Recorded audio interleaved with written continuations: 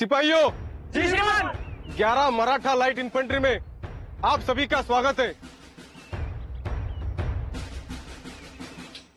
तुम्ही आता बॉर्डरवरती आलात। जी श्रीमान। ट्रेनिंग एकदम अच्छी तरीके से की होगी, की है ना? जी श्रीमान। काय शिकलात ट्रेनिंग मध्ये? अरे काय शिकलात? सब कुछ श्रीमान। विमान चालवता येतं का तुला? नहीं श्रीमान। अरे मग काय शिकलात ते सांगा की. फ्रंट रोल येतो तुम्हाला? अरे फ्रंट रोल जी श्रीमान। करून दाखवा. मार के दिखाओ.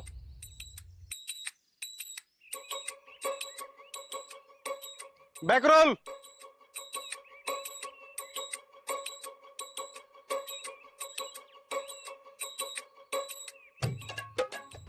इथून पुढे काय ऑर्डर आली तर ती पुढच्या सेकंदाला फॉलो करायची. समजा मी तुम्हाला स्वतःला शूट करायला सांगितलं तर काय कराल? स्वतःला शूट करू सर.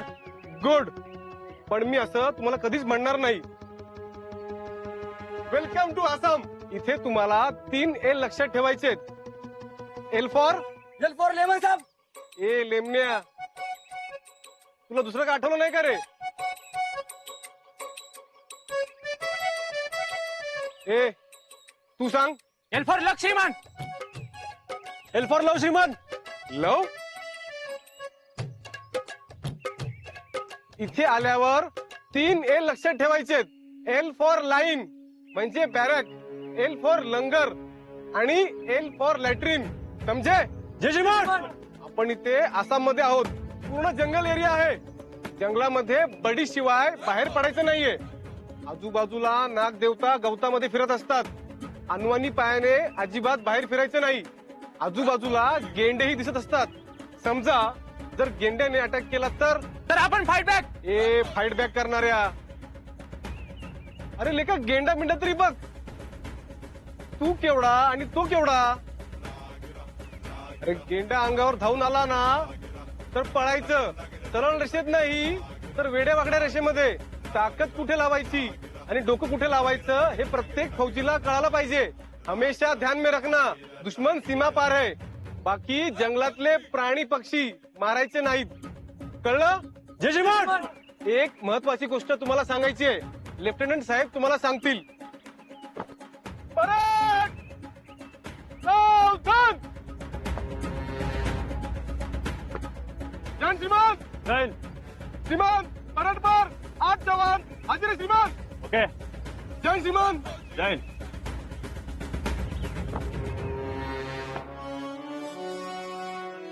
विश्राम. काही गोष्टी लक्षात ठेवायच्या आहेत. तुम्ही सध्या आसाम मध्ये आहात. निसर्ग फार सुंदर आहे इथला.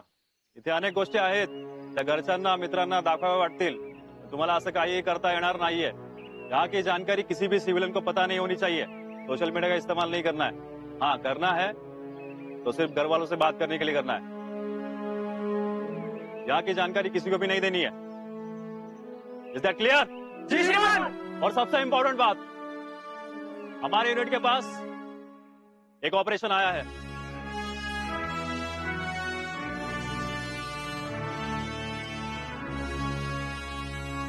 और सीओ साहब चाहते हैं कि नए सिपाहियों में से किसी एक को इस ऑपरेशन में लेके जाए. It can be any one of you. सगळे तयार रहा. तो तुमच्यापैकी कुणीही एक असू शकतो.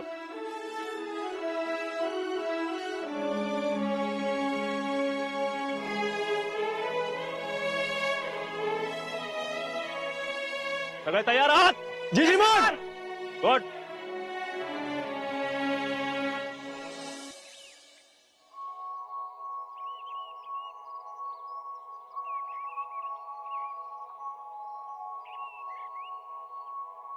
शीतले आ गई. चल.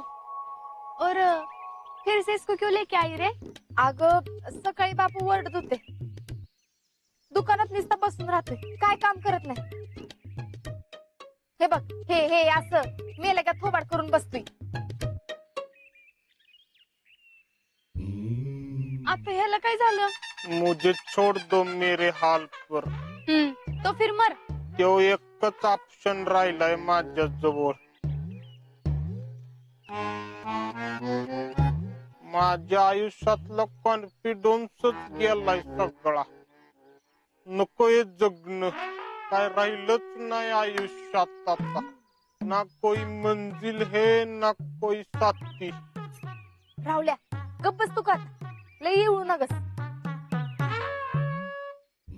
राहुल्या अरे मी हाय ना.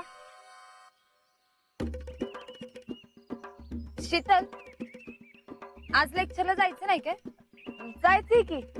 मग यो तवर यो थांबल की इथं. ऐक आम्ही सगळे लेक्चरला जाऊन येतो तवर इथंच थांब. हा माना ऐक अजिबात कुठं जायचं नाही, इथंच थांबायचं. मी कुठं जाणार आहे तवा? चल शीतले मैं भी मेरे लेक्चर को जाती हूँ.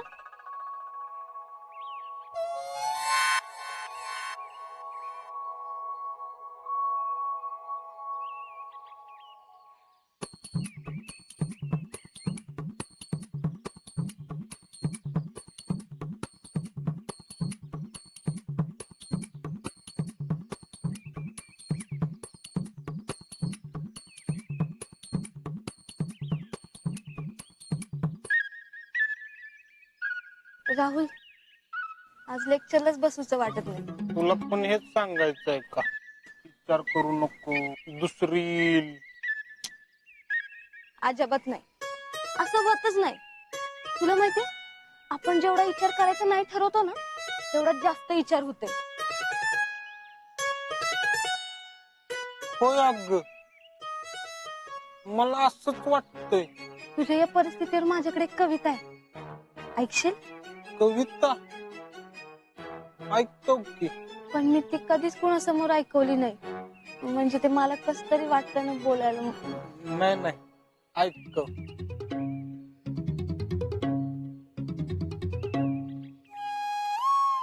तू गेलास ती वाट धुसर, डोळ्यात दाटती आसव, मागे वळून न पाहिले आपल्याच आठवणींचा साकव. साकव म्हणजे? पूल वड्यावरचा नाही का, नदीवरचा छोटा पूल, त्याला साकव म्हणतात. साकव आवडला मला. काय साकव? नाही तू, तुझी कविता पण. काय पण? गाई शपथ, फार छान कविता करतेस तू. अगं मला असंच वाटत होत पण सांगता येत नव्हतं. थँक्स. माहितीये मला हे कोणालाच सांगता येत नाही. पण मी तुला सांगूच शकतो ना. वय आणि तू असं राहू नको हा. तुझं प्रेम खरं होतं ना मग होईल काहीतरी. तुला बी कोणीतरी भेटेल तुझ्यावर खरं प्रेम करणारी.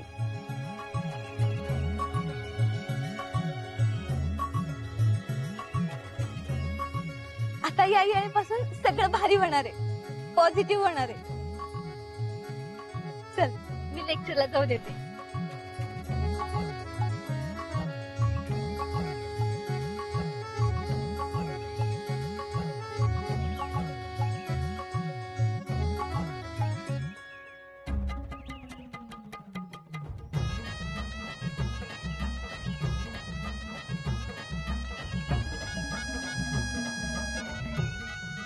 सरिता,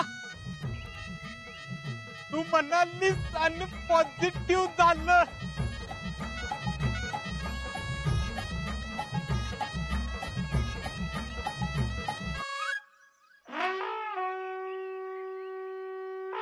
कोमल तो गई, फिर क्या? फिर अपने मोहल्ले में सरिता आई, फिर अपना खोपड़ी टक्कर खा गया, दिल ट्रक के साथ टक्कर खा गया. रावलिया भाई अपनी तो निकल पड़ी. आ, आ, आ, आ, आ, आ, आ. काय झालं रे मिशन? काय माहित, तिथे गेल्याशिवाय कसं कळणार? मला जायचंच आहे बघ. शेठ, मला पण जायचंय मिशनला, पण आपण थोडीच ठरवणार ते. मिशनला तर जायचंच आहे आपल्याला. हा थांब एक मिनिट. आयुष्यातलं खरं तर पहिलं मिशन आहे, जायला मिळायलाच पाहिजे. कसलं मिशन हो? अगं मिशन काय नाही, हे असंच बोलत होतो आम्ही. बरं चल ठेवू का, जायचंय मला. हा ठेवा. हा.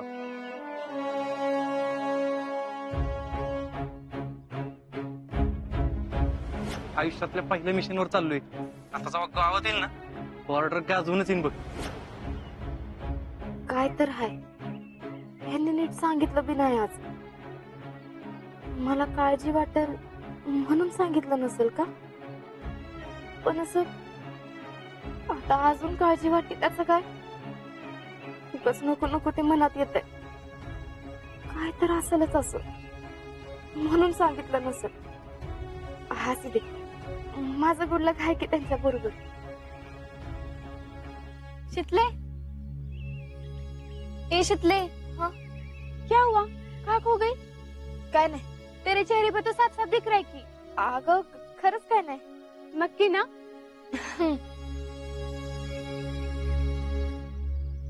देवा, कुठल्या कमिशनला जाऊ दे यांना, पण त्यांना यश मिळू दे आणि सुखरूप ठेवू. शितले चल. हा.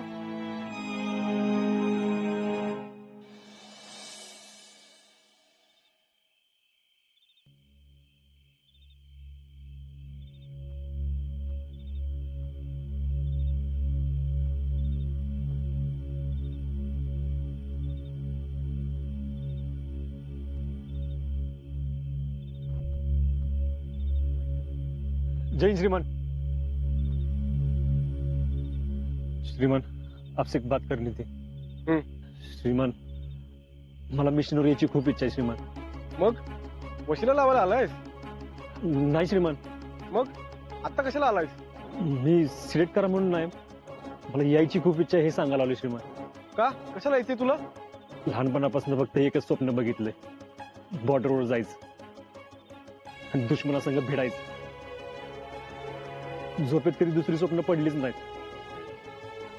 आणि आणि मागच्या महिन्यात माझा दोस्त,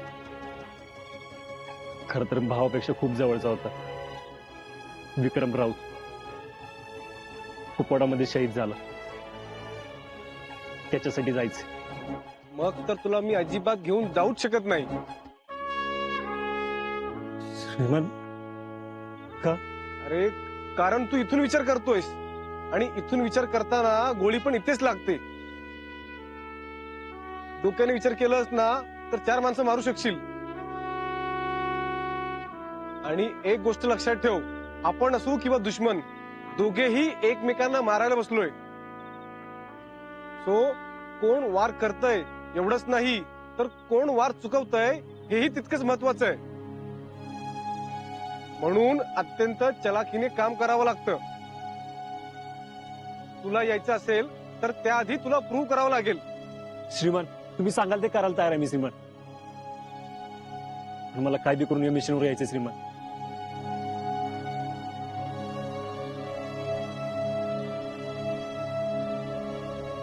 गुड.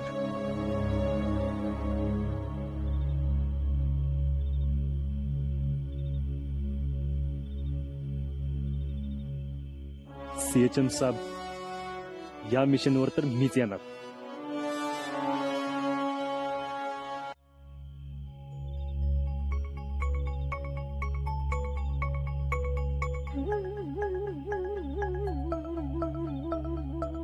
मिशनला तर जायचंच आहे आपल्याला. आयुष्यातलं खरं तर पहिलं मिशन आहे, जायला मिळायलाच पाहिजे.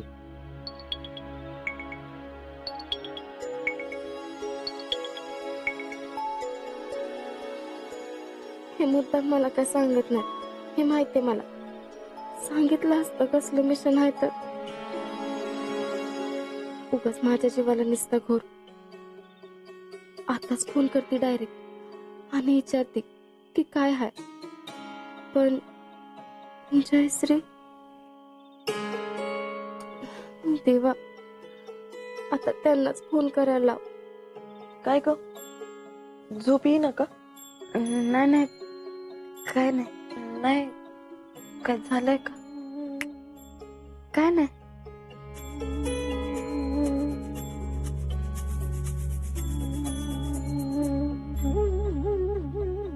शीतले काय ग आठवण येते का तुला पण बरं आहे बाई तुझं माझ्यासारखं नशीब नाही ते तुला आठवण येते म्हणून झोप येईना आणि मला कुणाची आठवण काढायची म्हणून झोप येईना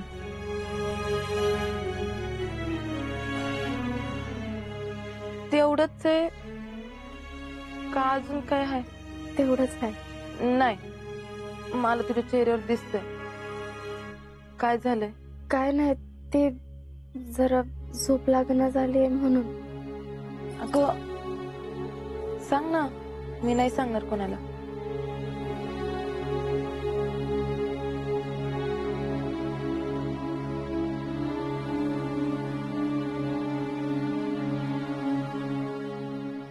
आज सकाळी यांचा फोन आलता तेव्हा माग कोण तर कसलं तर मिशन बद्दल बोलत होत.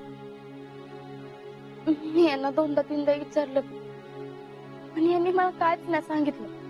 अगो बाई मिशन होय ना म्हणून तर मला काळजी लागून राहिली. अरे अगं मी सांगायचं विसरले की मी कालच टीव्हीवर बघितलं होतं तिकडं आसामला काहीतरी घडामोडी चालल्यात. काय कसल्या घडामोडी? आता ते टीव्ही वर काही नीट सांगतेत होय तेच ना हे असलं काय कळलं की काळजीचा भुंगा पार मेंदू पोखरून काढतोय. शितले आता मला बी लई कसं तरी होतंय बघ. अगं आता तर गेले ते तिकडं अजून कुठं काय नीट माहिती बी नसेल आणि लगेच मिशन म्हणजे नाही नाही यांना कुठल्या मिशनला पाठवलं नसेल. असं काय असतं तर सांगितलं असतं की त्यांनी मला. वय बाई तसंच असावं आणि आपल्या माणसाला काळजी नको लागायला म्हणून कधी कधी असं सांगत बी नाहीत ना. आता आपल्या विक्रमच घे की विक्रमनं तरी कुठं सांगितलं होतं मावशीला. ते अजिंक्य तुला सांगणार आहेत. नाही नाही हे असं नाही करणार. वय ते तुला सांगतात ना सगळं. मग असू दे झोप आता. असं उगाच लई काळजी करून काय होणार नाही. देवा आमच्या अजिंक्यांना सुखरूप ठेव रे बाबा.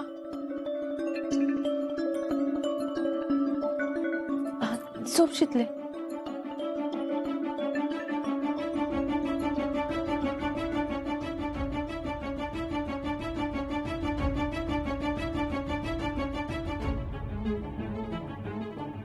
देवा यांचं मिशन कंप्लीट करच.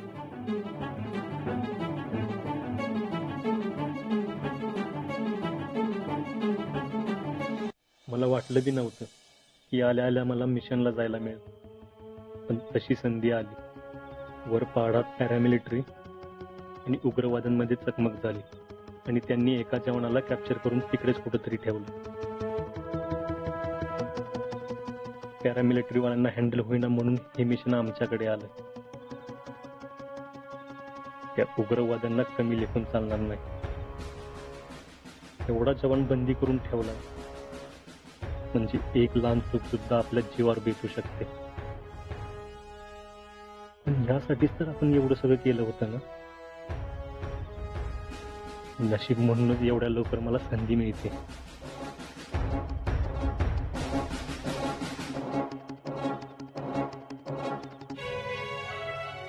शीतलला सांगायचं होतं खरं तर, पण ती उगाच काळजी करत बसन.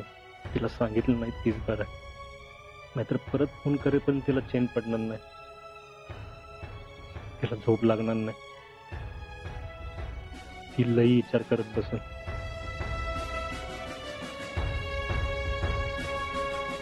आता अशा गोष्टी होणार. माणसांच्या भल्यासाठीच काही गोष्टी तुला सांगता येणार नाही. आता याची शीतलनं सवय करून घ्यायला पाहिजे. आणि काही करून मला या मिशनला जायचंय. काल मला वाटलं की डायरेक्ट जाऊन विचारून आपण उत्तर नाही ना केली, पण सुभेदारांना कळलं बहुतेक मला मिशन करायची किती इच्छा आहे ते.